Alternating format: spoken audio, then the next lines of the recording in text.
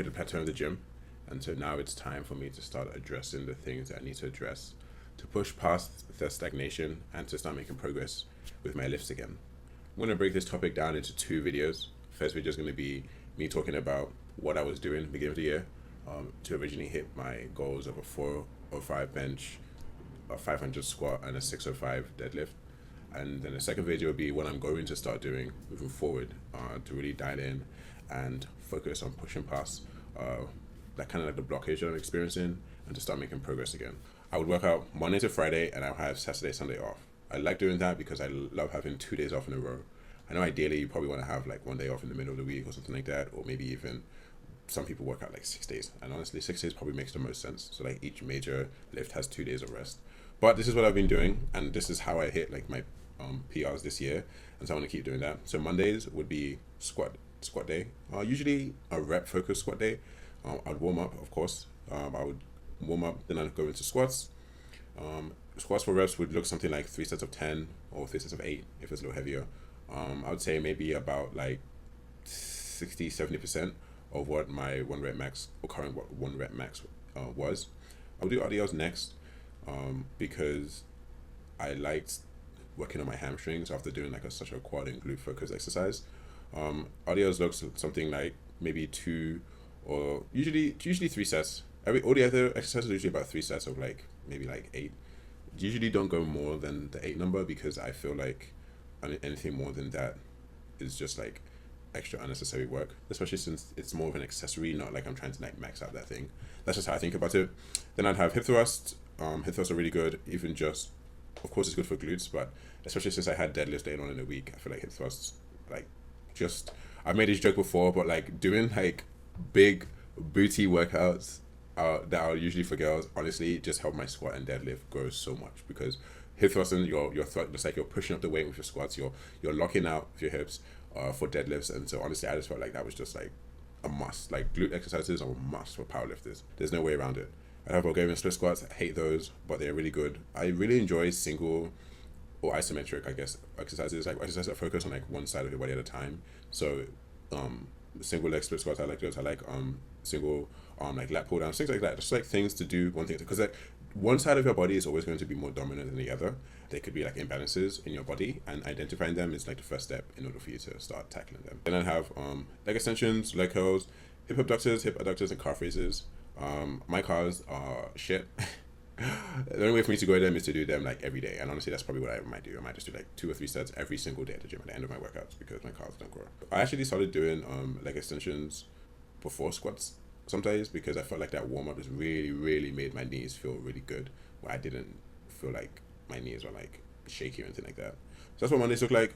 Tuesdays I had bench days, heavy bench days. I used to do like 3 sets of 5, so maybe like 80%, 90%, maybe 90%. I could only usually do about like 3 reps, to be honest.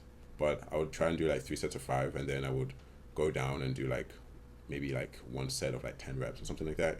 But then sometimes I didn't do that because obviously I have so much volume to do that day. I'll do decline, I do incline, and I'm starting to think that maybe incline and decline on the same day are kind of redundant, because you're just getting so much out of like the bench press session itself. I think maybe choosing one or the other would be good enough.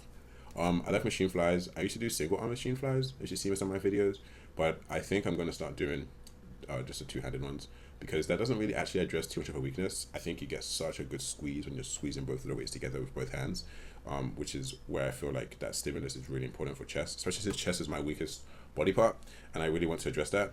Then I do a couple short exercises, maybe overhead press or overhead dumbbell press, lateral raises, and then I finish with chest focused dips, good for triceps, and also good for chest. Wednesdays were deadlift days. Deadlift days, I don't do a lot of exercises because deadlift just takes so much out of me. Like, it's like deadlift. I used to think deadlift was a back exercise. Deadlift is not a back exercise.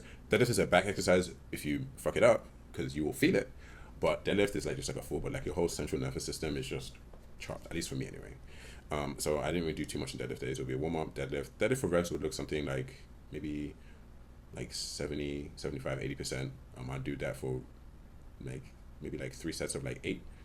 3 sets of 8, and then I will do lat pull downs, T-bar rows, back extensions, reverse flies. That would just be like super chill day. Might throw in some core. I'm really bad about core. I'm so sorry. Core is so important. Core is literally everything. I preach that to people and I don't do it. I will be stepping that up for sure. Thursdays will be another leg day or heavy squat day. So after the warm up, it'll be squat heavy. Heavy squats will look kind of similar to bench, 3 sets of 5, and then I will do Bulgarian split squats next this time, and then I'll do RDLs. Mostly because it was more of a heavy session, I would go from heavy straight to Bulgarian split squats because I felt like it was like the continuation of like a heavy quad and focus day, and then I'd move on to RDLs, hip thrusts, leg curls, leg extensions. I wouldn't do the hip abductors or abductions again because this was on Thursday and I would have like deadlift the next day and I didn't want to be too exhausted in that area. And then Fridays I had deadlift. Heavy deadlift would look either like singles or double. I honestly I wouldn't call it ego lifting, but I did have a lot of like sessions where it was like heavy deadlift singles. And I think it's because I was really close to 605 and I just was trying to like really get there. And then when I didn't reach that, I would go back to doing like paused deadlifts or paused deficit deadlifts. That really is just beautiful accessory to do for deadlifts. I really felt like I was able to push past and get to 605 because of the pause deficit deadlifts. And then I'll do again lat pull downs, seated rows. I would probably throw a bench press, maybe like 2 or 3 sets of 10 of like 275 or something like that. Just throw it in there just to say I did chest twice a week. The whole goal with this video and the next video is for me to identify issues so that I can make sure everything is well-rounded. So my chest is well-rounded, my squat is well-rounded, my deadlift is well-rounded. I don't want to start ignoring or continue to ignore things basically. Thanks for this video. Stay tuned for part 2 where I start talking about what I'm going to be doing moving forward, and I'm excited to start pushing past this stagnation so we can make more progress in the gym. Peace.